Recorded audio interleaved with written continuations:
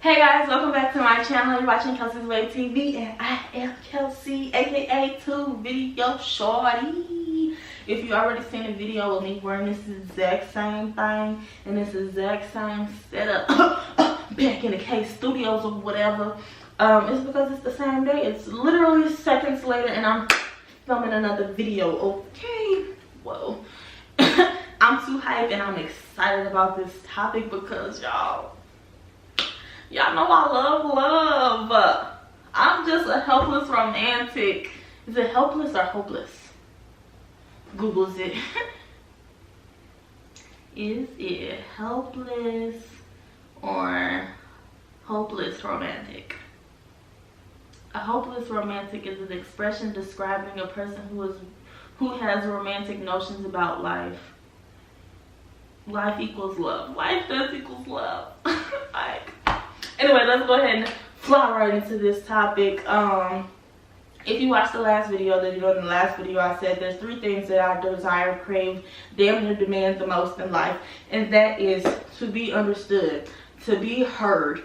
Those basically come in the same category. And then the last is to love and be loved. Like, so all I ever want is to love and be loved. Oh, bam, perfect time to go ahead and self-promote, throw in a little poem that I wrote real quick. I might bring poems to this channel where it's spoken word, or I'm gonna try to do like more longer pieces because this one is legit like 37 seconds. But this is something that I wrote on November the 3rd at 12:46 a.m. because that's when I typically choose to write about life. Anyways, I didn't name it yet, I don't think. Let me ask. I don't have time for that. Anyway, I said, I want loving you to be effortless. I want to never have to second guess where your effort is because you're always giving 100%. I want you to be confident, my greatest strength and my weakness. And at my weakest points, I want to trust that you pick up my pieces and make me whole again. I want you to be my lover and my best friend. I want a bond so strong that you could read me like a book from beginning to end and damn near finish all my sentences. I want a closeness with you that will last a lifetime. To live in eternal bliss with the love that's all mine would be more than I could dream of. Because in this life, we all want one thing, and that's to love and to be loved. To be loved by you would be my wildest dreams come true, especially if you loved me effortlessly too. Your girl is a whole sucker out here. Anyways, y'all, I just love love. It's so cute. It's I told y'all it's one of my 3 aspirations in life, to be loved and be loved. But in order to love and be loved, you gotta know how to do it. You really do. And I personally believe that love, to be loved and to love, is a learned behavior. And I always question, which while I talk about this, I need to look at my notes. I always question or ask people, who taught you how to love and to be loved? And for a long time, let me give y'all some background. If you're in my family, I'm sorry that I may have discredited y'all so much, but it's how I felt. For the long time, I felt like nobody ever taught me how to love and romantically, and nobody for damn sure never taught me how to be loved. And I say that because sometimes I catch myself in these moments of just exacerbated, I can't say that with my braces, these moments of extreme independence. I don't need nothing from nobody. I don't want nothing from nobody. I can do it by myself. And that can interfere with how I want to be loved. So it's like, you don't need no man. You don't need nobody. You can do it by yourself, but cuddle me. Like, girl, you don't get me. And then how I love can also be kind of contradictory. I told you I'm hopeless. It's hopeless, by the way. I'm a hopeless romantic. I am just all in. I'm gun-ho. It's all or nothing with me. It's either I want to love you with all my heart and smile my palm, though you remember me, or who are you? Like, I have associates, people that I just know, people that are around. I have some type of interaction with them at least once in life. And then I have very, very close friends and family. There's really no in-between for me because my heart doesn't work on an in-between basis. It's either I freaking love you or you are just another person that walks on this planet. I'm not really good at balancing, like, oh, you kind of cool, like, I like you. Like, you may go through that temporary stage and I might even be interested in getting to know this person and letting them get to know me. But that stage doesn't last too long because, like, 5 minutes later, I just love you. Even if I hate you, I love you. Like, there's some people in my life where we were really, really cool at one point, and I still love them to this day. Like, I freaking love you, dude. Why did you get on my nerves? I don't mess with you no more, and now you have landed on that insignificant, you just walk the face of this earth and you breathe like I breathe, and you gonna die like I'm gonna die one day, and you got blood running through your body, but I still somehow love you. I'm confused. Anyway, back to what I was trying to say. Being loved and to love is a learned concept, and I really struggled with that. I really felt like nobody taught me, like, I can love a dog, I can love my mama, I can love my daddy, I can love my aunts and my uncles and my little cousins and little babies. But in the aspect of loving a spouse, how the hell do you do that? Like, do you feed them on a regular schedule and, like, pet their head? Like, how do you do that? Because in my head, I felt like I've never seen a healthy relationship. But what is healthy? I feel like that it's not cookie cutter. It's not just one example. You know, it depends on the person and the situation, because what may be healthy and tolerable for you may not be my idea. And then on the be loved side, I grew up with independency surrounding me. Everybody in my life, for the most part, was pretty self-sufficient, regardless on if they used that self-sufficiency or not. That's totally different things. But they were more than capable of doing for themselves. They did not need anybody for anything, whether or not they lived their life on that type of basis. But there was not many people around me that just could not do it, that just needed a crutch.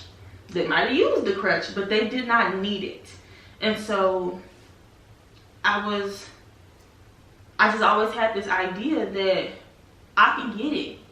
And whenever people would try to do things for me, instead of seeing it as they're trying to make my life easier, they're trying to take a load off my shoulders, I always seen it as, you trying to say I'm dumb? You trying to say I'm weak? You trying to say I can't do this? Watch me prove to you that I can. Like, even in school, I struggled with asking for help because I was the smart one. Everybody always asked me. So for me to ask somebody else, that was a struggle for me. It was like a shot in the big toe, and you messing with my pride now. Like, I feel like you playing me, so now we gotta fight. And when it comes to the concept of romantically loving someone and romantically being loved by someone, those ideologies that I had were a conflict of interest. It's like you saying that this is one of the 3 desires and wishes and wants that you want in life, but you have no idea on how to do that. So one of the biggest factors was I had to reevaluate how I approach this situation. Now, I ain't never been in no romantic relationship, but I've been in situationships where I would have been interested in pursuing something more, and when more never came, or I never even initiated more, I always ask myself why. One, because I'm not good at articulating my love language. I'm not really good at articulating how I want to be loved, because I feel like you should just know. And not everybody will know. If you don't tell them that I'm a, I wish I still had that picture. But basically, in a nutshell, I'm a distant clingy. I want to be able to look at you and stick my foot out and kick you to make sure you're still alive, but don't be all up on me.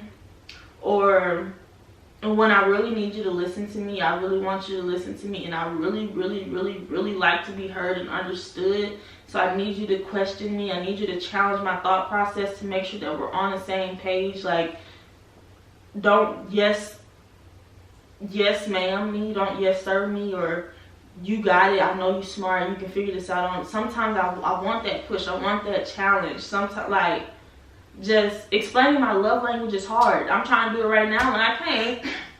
Not that I can't, it's just it's taking a long time and I'm trying to make this video quicker. And then also taking the time to learn how other people want to be loved, because some people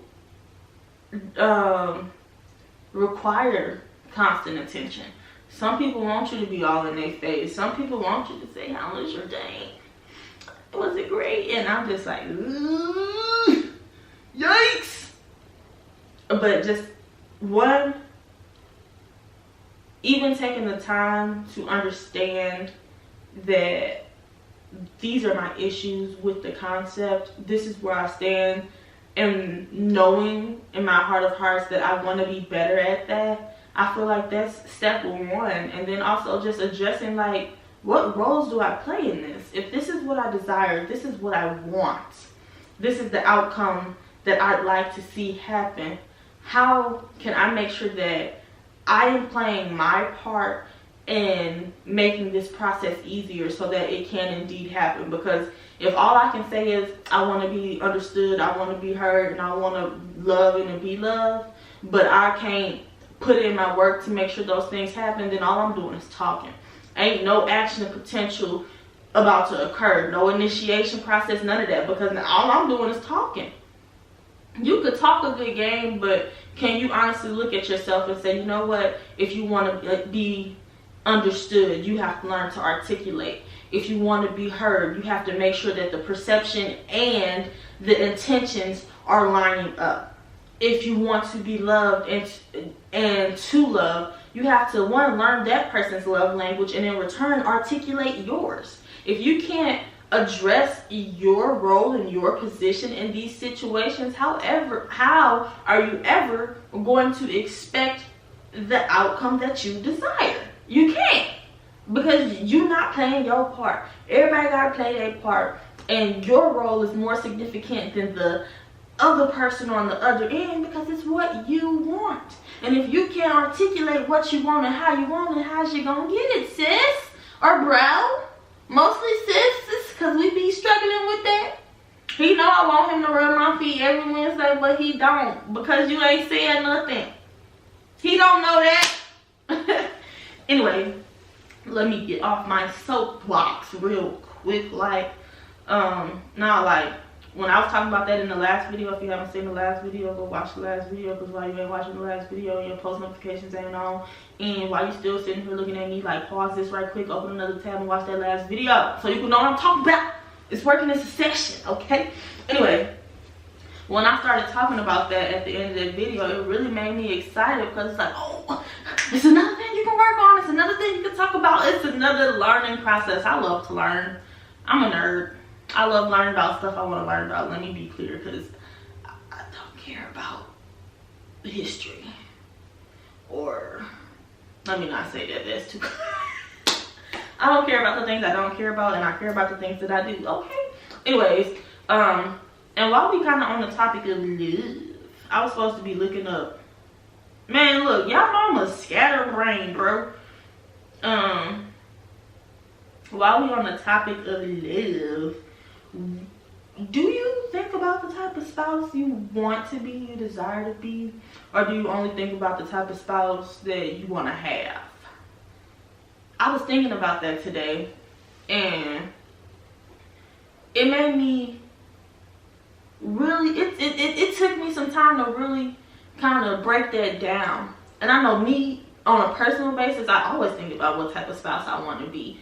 And if who I am today aligns with who I potentially would like to be, some of the things do not be adding up, bro. I'll be like, girl, you're funny. You're not there yet, sis. You got to work on it. And then it also just made me think about, especially for women, and that's what I can most relate to because I'm a young woman, a young lady. I've never been a man. So I don't know what goes through their brains. And I just won't even speak on that. But for women, especially with the women that I know and the young ladies around me, I don't really think that they consider what type of spouse they want to be. Let alone what type of spouse they might, I don't want to say should, because that's just it's gonna lead down a rabbit hole that I don't want to go down. But because I don't know no other words and my vocabulary is not that exquisite at 12 a.m., I don't think they really consider the type of spouse that they may potentially want to be or possibly should be to attract the type of spouse that they want. And that's another know your role in the position you play, because the consequences will affect the outcomes that you desire. I would love to be a caring, helpful, determined, strong, supportive, good listening spouse, because in return I'd like that to be reciprocated. And I'm gonna be quite honest, I might want more. But in order to do that, I also have to recognize where I'm at right now. At this day and age, I could have a whole husband and we could sleep in the same bed and have the same morning routine. And the way that I live my life now, I plan 30 minutes in the morning to get to where I got to go, and potentially 30 minutes of travel depending on where I'm going. I don't have time to say good morning to you. I'm on a time crunch. I did not put that in the schedule. Otherwise, I needed to wake up 35 minutes. Well, I don't have time to converse and see what you got to plan on your agenda. I'm going to be honest, I really don't care, especially if it's a work day and I know you're going to work anyway. I don't want to talk about what you ate for lunch. I don't. But if I wanted to be caring, good listening, and a devoted wife, as I just said before, you got to make time for that. But especially if their love language is attentiveness, they need attention and they like super clingy. They probably be like, this girl just rolled out of bed, shower, brushed her teeth, and she just didn't even have the decency to say goodbye. I love you, because she is not me currently. I desire to be her, but it's not me. I will peace in a minute, and that's because I'm where I'm next oriented. And I for darn sure can't remember what I already did from 2 weeks ago. So don't hold your breath currently. And that's something to think about. Because if I want this, that, and the third from a potential spouse, am I at a level right now where I can reciprocate it? No. And that's just being 100 with you. But can I get to that level? Absolutely, especially because I'm thinking about it now. How can I be more considerate? How can I slow down from what's going on in my life and actually plan a little more? Because I'm going to tell you right now, I don't know what color drawers I'm wearing tomorrow. Only thing I know is I'm wearing scrubs because I got to go to work. But God forbid I was just having a regular day. Ponytail or puff, I don't know until I've done it already. Like, that's the type of life I live. No, my camera's about to die. Hurry up. Anyways, so just kind of being considerate of those thought processes. If there's things that you want in life, and I'm trying to round this up and make it more of a universal topic, more than just planning for what type of spouse you want, what type of spouse you want to be, more than learning to be loved and how to love, is if there's an outcome that you want to see, if there's a big picture that you'd like to fill the pieces in and make it whole, can you, one, recognize that there's small details to every big picture that you must feel first. You can't just outline it and be like, oh bam, it's a picture. You gotta color it in. And there's some spots that you wouldn't even necessarily know needed to be shaded. Can you be detail oriented enough to notice that? And can you see and acknowledge where you are now and the steps needed and the progression needed to get to where you want to be? And just acknowledge your role in it, because it's not always everybody else. A lot of times your actions are producing a consequence, which is why you're getting the feedback that you're getting, because you did something. And the things that you do may not necessarily be malicious, and it may not be intentional, and it may be something that you really didn't even notice until you reevaluated what you had going on. You reevaluated your position, your role, and everything that you want out of life. And you know what? These mismatched socks is the reason why I can't focus, because I don't plan enough time in the day to find matching socks.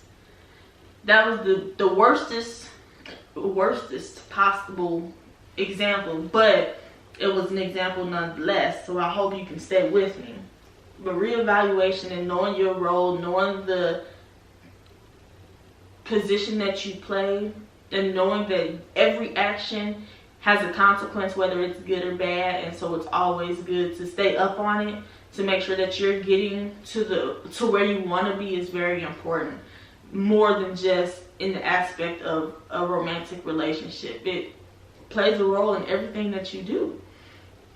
So I brought it to you in this way because it's something that I feel strongly about with my lovey-dovey self. But I think anybody could take something from that and kind of twist it around and make it fit. That's my goal with these videos, to make something that may be specific to how I'm feeling and what I'm trying to learn at the moment, but generalize it and make it broad, because you can learn something from anything, but if you so set on the one way that they're showing you, you're missing out on the billions of opportunities to utilize those dimes, those jewels, those pieces of information in other aspects.